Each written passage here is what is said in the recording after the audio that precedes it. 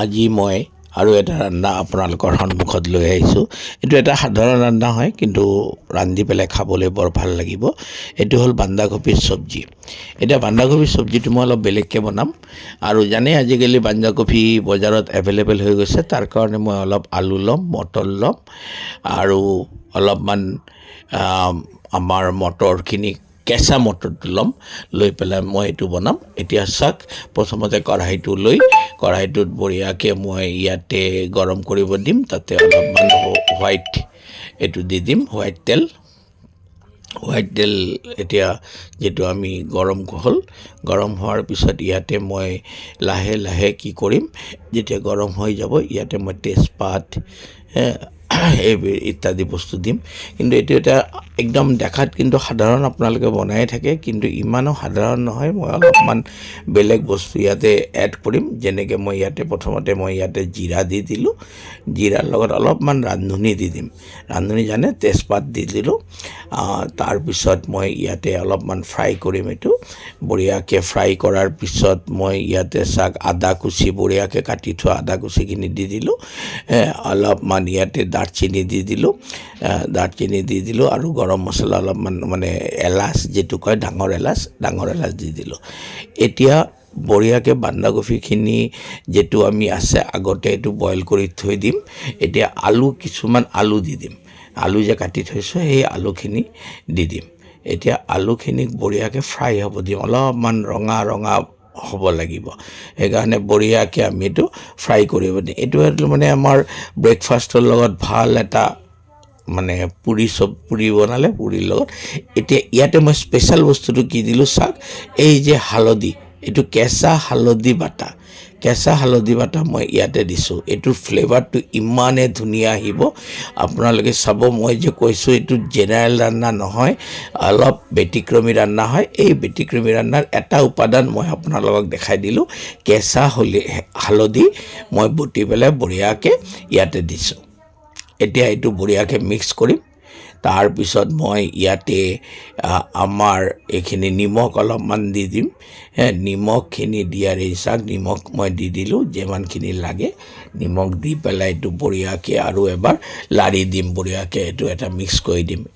চাওক, আপোনালোকে কি কৰে, স্কিপ কৰি যায়, তাৰপিছত ক'ব যে এই ৰান্নাটো মই পাৰা নাই।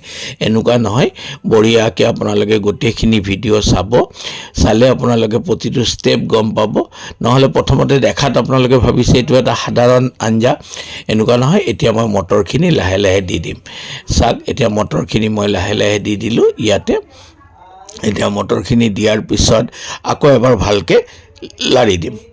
এইটো এটা বঢ়িয়াকৈ মটৰখিনি দিয়া হৈ গ'ল।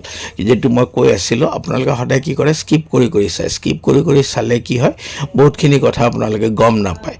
গম নোপোৱাৰ পিছত কমেণ্টত আপোনালোকে লিখে যে পাৰা নাই, টেষ্টি হোৱা নাই।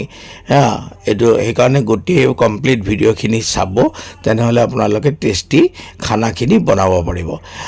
আৰু মই বনাই পেলাই খাই পেলাই আমি ভিডিঅ'টো আপলোড কৰোঁ, নহয় এনে নকৰোঁ। এতিয়া জিৰা গুড়া দি দিম, ধনিয়া গুড়া দি দিম।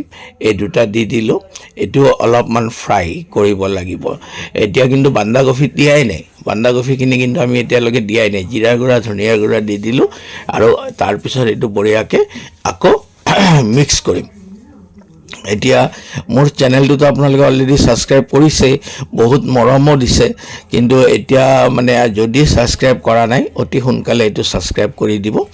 এতিয়া চাওক, ভালকৈ ধনিয়া আৰু জিৰাৰ গুড়া দিয়াৰ পিছত যিটো ফ্ৰাই হৈ গ'ল, এতিয়া বন্ধাকবিখিনি দি দিম। আৰু এই চাওক, আমি বন্ধাকবিখিনি বঢ়িয়াকৈ ইয়াতে দি দিলোঁ। এতিয়া বন্ধাকবিখিনি দিয়াৰ পিছত মোৰ কাম অলমষ্ট 80% কমপ্লিট হৈ গ'ল। এতিয়া জাষ্ট এইটোক ভালকৈ এবাৰ মিক্স আপ কৰিম। মিক্স আপ কৰাৰ পিছত এইটো চাওক, এনেকৈ মিক্স আপ কৰি দিম বঢ়িয়াকৈ চব গোটেইখিনি মিক্স আপ কৰাৰ পিছতে এইটো আমি অলপ বইল হ'ব দিম। এনেকৈ বইল হ'ব দিম। এইটো চাওক, এতিয়া বঢ়িয়াকৈ মিক্স আপ কৰাৰ পিছত এইটো ঢাকি দিম। ঢাকি দি পেলাই এতিয়া বইল কৰিব দিম।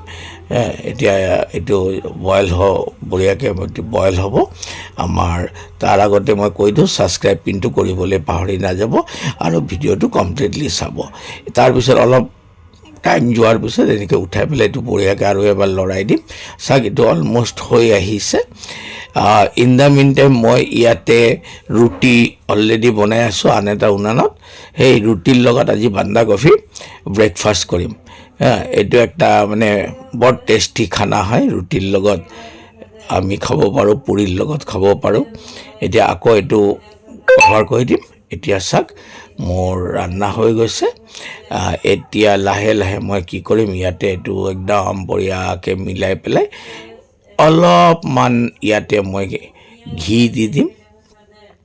ইয়াতে মই ঘি অলপমান দি দিছোঁ। ঘি দি পিছাই অলপমান আকৌ ভালকৈ মিক্স কৰিম।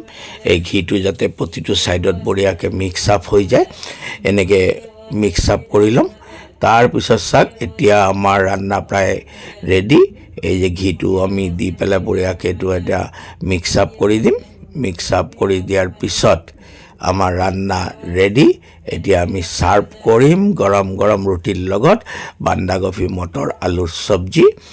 এইটো ছাৰ্ভ কৰাৰ আগতে মই আৰু এটা কথা কৈ দিওঁ, আপোনালোকে কি কৰিব পাৰে, এই বন্ধাকবি চব্জিত যদি টেষ্টটো অলপমান চেঞ্জ কৰিব লাগে তেনেহ'লে আপোনালোকে মেগী মছলাও ইউজ কৰিব পাৰে। মেগী মছলা এইটো ইউজ কৰিব পাৰে। ঠিক আছে, মোৰ ৰান্না ৰেডি। আপোনালোকে বনাব, খাব আৰু আনৰ লগত শ্বেয়াৰ কৰিব মোৰ এই ভিডিঅ'টো। মোৰ চেনেলটো ছাবস্ক্ৰাইব কৰিব। ধন্যবাদ থাকিল। আৰু এটা ৰান্না অতি সোনকালে মই লৈ আহিম। ধন্যবাদ।